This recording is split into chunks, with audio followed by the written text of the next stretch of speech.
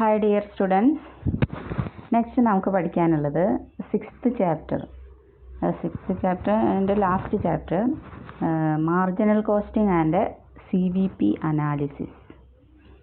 CVP analysis എന്ന് പറഞ്ഞാൽ cost volume profit analysis. നമുക്ക് ഫസ്റ്റ് മാർജിനൽ കോസ്റ്റിംഗ് എന്താണെന്നുള്ളത് നോക്കാം. Okay,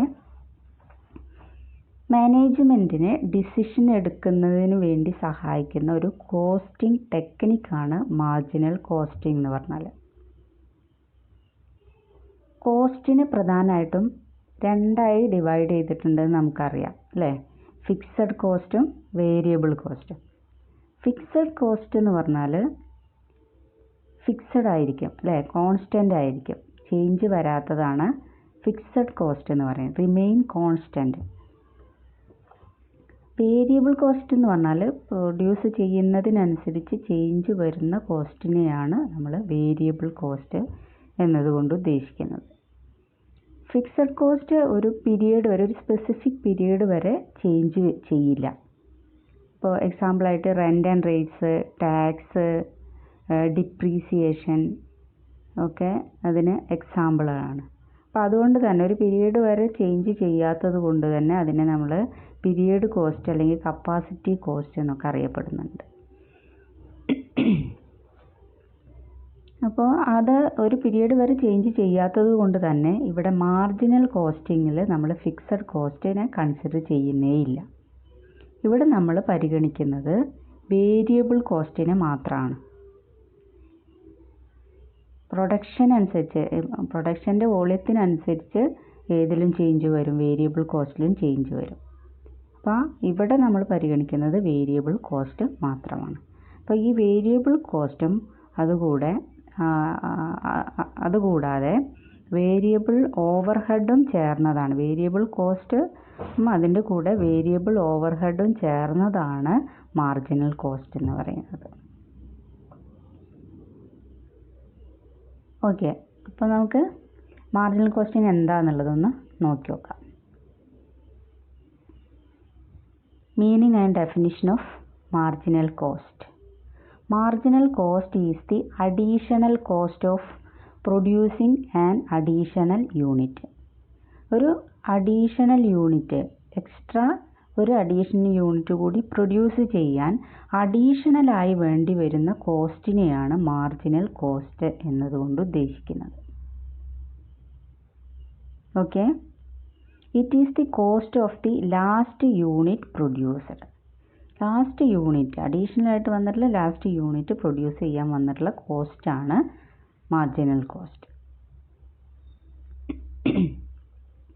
The Institute of Cost and Management Accountants, London, defines marginal cost as the amount at any given volume of output by which aggregate costs are changed if the volume of output is increased or decreased by 1 unit. അതായത് ഒരു unit increase ചെയ്യുകയോ decrease ചെയ്യുകയോ ചെയ്യുമ്പോൾ, ഇപ്പോൾ total വോളിയത്തിൽ, total produce ചെയ്തതിൽ ഒരു unit increase ചെയ്യുകയോ ഡിക്രീസ് ചെയ്യുകയോ ചെയ്യുമ്പോൾ ടോട്ടൽ കോസ്റ്റിൽ വരുന്ന ചേഞ്ചിനെയാണ് നമ്മൾ മാർജിനൽ കോസ്റ്റ് എന്നതുകൊണ്ട് ഉദ്ദേശിക്കുന്നത്. അതായത് ഒരു യൂണിറ്റ് അഡീഷണലായിട്ട് പ്രൊഡ്യൂസ് ചെയ്യുമ്പോൾ, thus marginal cost is the amount by which total cost changes when there is a change in output by 1 unit. ഔട്ട്പുട്ടിൽ ഒരു യൂണിറ്റ് ചേഞ്ച് വന്നിട്ടുണ്ടെങ്കിൽ ടോട്ടൽ കോസ്റ്റിൽ വരുന്ന ചേഞ്ചിനെയാണ് മാർജിനൽ കോസ്റ്റ് എന്നതുകൊണ്ട് ഉദ്ദേശിക്കുന്നത്. ഒരു എക്സാമ്പിൾ കൊടുത്തിട്ടുണ്ട്. For example, if the total cost of producing 100 units of a product is ₹5,000. ഒരു പ്രോഡക്റ്റ് 100 യൂണിറ്റ് പ്രൊഡ്യൂസ് ചെയ്യാൻ വരുന്ന ടോട്ടൽ കോസ്റ്റ് എന്ന് പറയുന്നത് 5,000 ആണ്, 5000 രൂപയാണ്. And the cost for 101 unit, 101 unit is ₹5,040, 5040. The marginal cost of producing 1 additional unit is ₹40. കണ്ടോ, 100 unit produce ചെയ്യാൻ വരുന്ന ടോട്ടൽ കോസ്റ്റ് 5000 രൂപയാണ്. എന്നാൽ 101 യൂണിറ്റ് പ്രൊഡ്യൂസ് ചെയ്യണമെങ്കിൽ അഡീഷണലായിട്ട് എത്ര രൂപ വരുന്നുണ്ട്? 5040 വരുന്നത്. അപ്പോൾ ഒരു യൂണിറ്റ് അഡീഷണലായിട്ടും കൂടി വന്നപ്പോൾ എത്ര രൂപ വന്നു? 40 രൂപ എക്സ്ട്രാ വന്നു. ആ 40 രൂപയാണ് മാർജിനൽ കോസ്റ്റ് എന്ന് പറയുന്നത്. 100 യൂണിറ്റ് പ്രൊഡ്യൂസ് ചെയ്യാൻ 5000 രൂപ, 101 യൂണിറ്റ് പ്രൊഡ്യൂസ് ചെയ്യാൻ 5040 രൂപ. അപ്പോൾ എക്സ്ട്രാ നമ്മൾ ഒരു യൂണിറ്റ് കൂടി പ്രൊഡ്യൂസ് ചെയ്തപ്പോൾ 40 രൂപ കൂടി അല്ലേ? അപ്പോൾ ആ 40 രൂപയാണ് എന്തുകൊണ്ട് ഉദ്ദേശിക്കുന്നത്? ഈ മാർജിനൽ കോസ്റ്റ് കൊണ്ട് ഉദ്ദേശിക്കുന്നത്. Okay, in short, marginal cost is the cost of production of one additional unit. Additional unit produce ചെയ്യുമ്പോൾ വരുന്ന കോസ്റ്റിനെയാണ് മാർജിനൽ കോസ്റ്റ് എന്ന് പറയുന്നത്.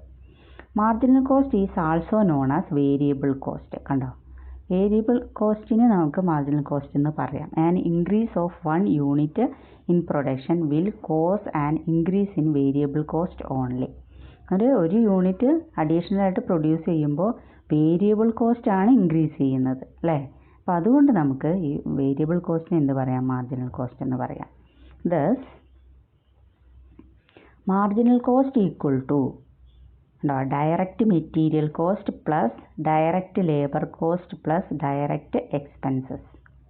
അപ്പോൾ വേരിയബിൾ കോസ്റ്റിൽ വരുന്ന മെറ്റീരിയൽ കോസ്റ്റ് വരാൻ ലേബർ കോസ്റ്റ്, എക്സ്പെൻസസ് ഒക്കെ വേരിയബിൾ കോസ്റ്റാണ് അല്ലേ? അപ്പോൾ ഈ മൂന്നും ആഡ് ചെയ്ത് അതിൻ്റെ കൂടെ വേരിയബിൾ ഓവർ ഹെഡ് കൂടി ആഡ് ചെയ്യുമ്പോഴാണ് മാർജിനൽ കോസ്റ്റ് ആവുന്നത്. അപ്പോൾ അതിന് നമുക്ക് എന്ത് പറയും? 3 direct material cost, direct labour cost, direct expense കൂടി ചേർന്നാൽ നമുക്ക് കിട്ടുന്നത് പ്രൈം കോസ്റ്റ് എന്ന് പറയും. ഈ 3 കൂടി ചേർന്നതാണ് prime cost. Prime cost plus variable ഓവർ ഹെഡാണ് മാർജിനൽ കോസ്റ്റ് എന്ന് പറയാം അല്ലേ? Okay, in short, marginal cost is equal to prime cost plus variable overhead. Okay, ഇനി അതിൻ്റെ ക്യാരക്ടറിസ്റ്റിക്സ് എന്തൊക്കെയാണുള്ളത് നോക്കാം. First one, marginal costing is not a method of costing. It is a technique for marginal decision making. Marginal decision മേക്കിങ്ങിന് ഉപയോഗിക്കുന്ന ഒരു ടെക്നിക്കാണ് ഇത്, മെത്തേഡല്ല. Second, all cost are classified in to fixed and variable. Only variable cost are charged to products. ഇവിടെ നമ്മൾ കോസ്റ്റിനെ രണ്ടായി divide ചെയ്തിട്ടുണ്ട്, ഫിക്സഡ് എന്നും വേരിയബിൾ എന്നും. ഇവിടെ നമ്മൾ വേരിയബിൾ കോസ്റ്റ് മാത്രമാണ് പ്രോഡക്ട്സിൽ ചാർജ് ചെയ്യുന്നുള്ളൂ. Next, fixed cost are charged against profit of the period in which they are incurred. Fixed cost profit ആയിട്ടാണ് നമ്മൾ പരിഗണിക്കുന്നത്. ഇവിടെ ഫിക്സഡ് കോസ്റ്റ് പ്രോഫിറ്റിലേക്ക് നമ്മൾ ആഡ് ചെയ്യുകയാണ് ചെയ്യുന്നത്. Next, the stock of finished products and work in progress are valued at marginal cost or variable cost. Finished പ്രോഡക്ട്സിൻ്റെയും work in പ്രോഗ്രസിൻ്റെയും stock value ചെയ്തിട്ടുള്ളത് മാർജിനൽ കോസ്റ്റ് അല്ലെങ്കിൽ വേരിയബിൾ കോസ്റ്റിൻ്റെ ബേസിലാണ്. Next, selling price is equal to variable cost plus contribution. ഇവിടെ selling price എന്ന് പറയുന്നത് കോൺട്രിബ്യൂഷനും variable കോസ്റ്റും കൂടി ചേർന്നതാണ് സെല്ലിംഗ് പ്രൈസ് എന്ന് പറയുന്നത്. ഇതൊക്കെയാണ് കോൺട്രിബ്യൂഷൻ പ്ലസ് വേരിയബിൾ കോസ്റ്റാണ് സെല്ലിംഗ് പ്രൈസ്. ഓക്കെ, അപ്പോൾ ഈ കോൺട്രിബ്യൂഷൻ എന്ന് പറഞ്ഞാൽ എന്താണ്? Contribution is the difference between sales revenue and variable cost. Variable കോസ്റ്റും സെയിൽസ് റവന്യൂയും തമ്മിലുള്ള ഡിഫറൻസ് ആണ് കോൺട്രിബ്യൂഷൻ എന്ന് പറയുന്നത്. അതായത് സെയിൽസ് മൈനസ് വേരിയബിൾ കോസ്റ്റ് ആണ് contribution. Next, the profitability of product or department is based on contribution made by each production department. ഇവിടെ profitability എന്തിന് ബേസ് ചെയ്തിട്ടാണ്? കോൺട്രിബ്യൂഷന് ബേസ് ചെയ്തിട്ടാണ് ഇവിടെ പ്രോഫിറ്റബിലിറ്റി തീരുമാനിക്കുന്നത്. ഓക്കെ, ഇത്രയാണ് അതിൻ്റെ ക്യാരക്ടറിസ്റ്റിക്സ് വരുന്നത്. Next, difference between marginal costing and absorption costing. Marginal കോസ്റ്റിങ്ങും അബ്സോർപ്ഷൻ കോസ്റ്റിങ്ങും തമ്മിലുള്ള ഡിഫറൻസ് എന്താണുള്ളത് നോക്കി നോക്കൂ. Absorption costing first, second marginal costing. First one, all cost are charged. All cost എന്ന് പറഞ്ഞാൽ ബോത്ത് ഫിക്സഡ് ആൻഡ് വേരിയബിൾ, രണ്ട് കോസ്റ്റും ഇതിൽ ഇൻക്ലൂഡഡ് ആണ്. അബ്സോർപ്ഷൻ കോസ്റ്റിങ്ങിൽ രണ്ട് കോസ്റ്റ് ഇൻക്ലൂഡഡ് ആണ്. എന്നാൽ മാർജിനൽ കോസ്റ്റിങ്ങിൽ only variable cost is charged to production. ഇവിടെ വേരിയബിൾ കോസ്റ്റ് മാത്രമേ നമ്മൾ പരിഗണിക്കുന്നുള്ളൂ, ഫിക്സഡ് കോസ്റ്റ് എക്സ്ക്ലൂഡഡ് ആണ്. Second, stocks of finished goods and work in progress valued at total cost. Total കോസ്റ്റിനെ ബേസ് ചെയ്തുകൊണ്ടാണ് സ്റ്റോക്ക് വാല്യൂ ചെയ്യുന്നത്. മാർജിനൽ കോസ്റ്റിലാണെങ്കിൽ മാർജിനൽ കോസ്റ്റിനെ ബേസ് ചെയ്തുകൊണ്ടാണ് അവിടെ സ്റ്റോക്ക് വാല്യൂ ചെയ്യുന്നത്. വർക്കിംഗ് പ്രോഗ്രസിൻ്റെയും ഫിനിഷ്ഡ് ഗുഡ്സിൻ്റെയും ഒക്കെ സ്റ്റോക്ക് വാല്യൂ ചെയ്യുന്നത് മാർജിനൽ കോസ്റ്റിൻ്റെ ബേസിലാണ്.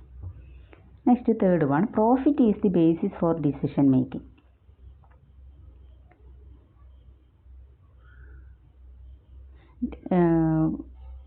പ്രോഫിറ്റിനെ ബേസ് ചെയ്തുകൊണ്ടാണ് ഇവിടെ ഡിസിഷൻ എടുക്കുന്നത്. എന്നാൽ മാർജിനൽ കോസ്റ്റിന് ഇത് ഡിസിഷൻസ് ആർ ബേസ്ഡ് ഓൺ കോൺട്രിബ്യൂഷന് ബേസ് ചെയ്തുകൊണ്ടാണ് ഇവിടെ ഡിസിഷൻ. ഇവിടെ പ്രോഫിറ്റിനെ ബേസ് ചെയ്തിട്ട് ഇവിടെ കോൺട്രിബ്യൂഷനെ ബേസ് ചെയ്തിട്ടാണ് ഡിസിഷൻ എടുക്കുന്നത്. അപ്പോൾ third one, profit is the basis for decision making. It is the difference between sales and cost of goods sold. സെയിൽസിൻ്റെ കോസ്റ്റ് ഓഫ് ഗുഡ്സ് സോൾഡിൻ്റെയും ഡിഫറൻസ് ആണ് പ്രോഫിറ്റ് എന്ന് പറഞ്ഞാൽ. Sales minus cost of goods sold ആണ് profit absorption കോസ്റ്റിങ്ങിൽ. Marginal കോസ്റ്റിങ്ങിൽ it is the excess of sales over variable cost. Sales minus variable cost ആണ് contribution എന്ന് പറയുന്നത്. ഓക്കെ, അടുത്തത് fourth one, suitable for external report. External യൂസേഴ്സിന് വേണ്ടിയാണ് ഇത് അബ്സോർപ്ഷൻ കോസ്റ്റിംഗ് നടത്തുന്നത്. എന്നാൽ marginal costing suitable for internal reporting. മാനേജ്മെൻറ്റിന് വേണ്ടിയാണ് മാർജിനൽ കോസ്റ്റിംഗ് നമ്മൾ പ്രിപ്പയർ ചെയ്യുന്നത്.